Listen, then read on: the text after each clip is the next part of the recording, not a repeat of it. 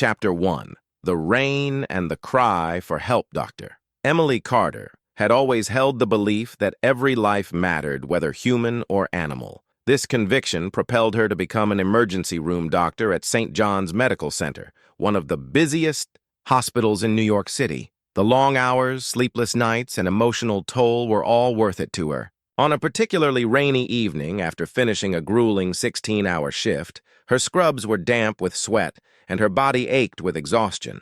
All she wanted was to return home, take a hot shower, and collapse into bed.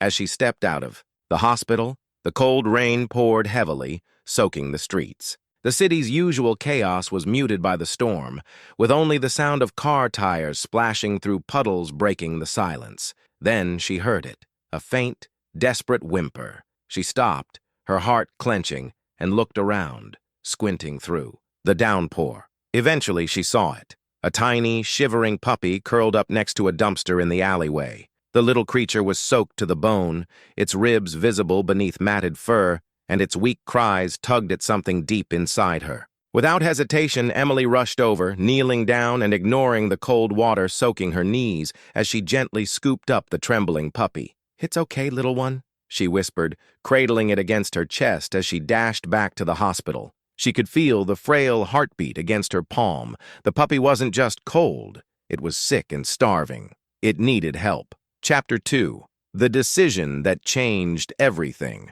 Emily knew she had to act quickly. Her apartment was too far away, and the puppy required immediate care. Without a second thought, she turned around and walked straight back into the hospital. She hurried past the ER doors, her mind racing. She planned to grab a few supplies, a blanket, some fluids, maybe a bit of glucose to stabilize the poor thing. It didn't seem like a huge deal, or so she thought. Upon entering, she caught the sharp gaze of Dr. Marcus Langley, the hospital's chief administrator. "What the hell is that?" he barked, staring at the shivering bundle in her arms. Emily straightened her spine. "It's a puppy, sir. It was dying out in the rain. I just need a few supplies." "You brought an animal into the hospital." His voice was ice cold. Emily swallowed hard. "I couldn't leave it to die." Dr. Langley's expression darkened. "You know the rules.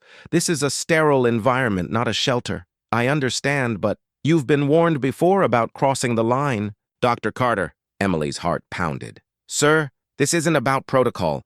It's about doing the right thing. It'll only take a few minutes and I'll clean everything up afterward." Dr. Langley folded his arms. "No, you broke hospital policy and you knew it." She opened her mouth to argue, but his next words stopped her cold. "You're fired." The room spun. Fired for saving a life? She stared at him, disbelief washing over her. "You can't be serious. Clean out your locker. Security will escort you out." His words cut through her like a knife. Chapter 3. The longest 40 minutes of her life. The next few minutes were a blur as Emily numbingly gathered her belongings, her hands shaking. Nurses whispered in shock, some casting sympathetic glances, but no one dared to challenge Dr. Langley. Her career, everything she had worked for, was gone just like that. Yet, as she stepped outside into the cold night, she looked down at the puppy, now wrapped in her old scrub jacket. Its eyes fluttered open, weak but alive. She had lost everything, but she had saved a life, and somehow, amid her devastation, that thought provided her with the smallest bit of comfort. Then, 40 minutes later, everything changed. Chapter 4. The Call That Changed. Everything. Emily sat in her car, staring blankly at the rain hitting the windshield. She had no job and no idea what her next steps would be when her phone rang. She almost ignored it, but something compelled her to glance at the screen. It was an unknown number. She hesitated, then picked up. "Dr. Carter." The voice was warm and familiar. "Yes, who's this?" "This is Robert Kensington. You treated my daughter?" "Lily, last year. She had a rare heart condition." Emily's breath caught in her throat. Of course, she remembered. Lily Kensington had been one of her toughest cases, a 6-year-old girl with a heart defect. Emily had fought tooth and nail to save her life. "Yes, of course, Mr. Kensington," she said softly. "How is Lily?" "She's thriving, thanks to you." He paused. "Listen, I just heard what happened at St. John's. I can't believe they let you go over something so humane."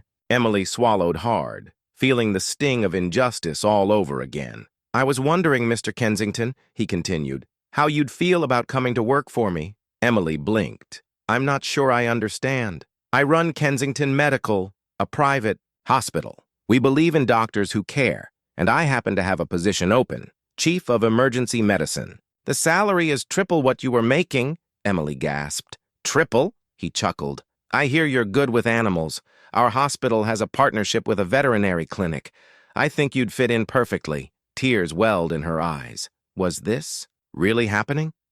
I don't know what to say. Say yes, he said warmly, and bring the puppy. We could use a hospital mascot. Epilogue.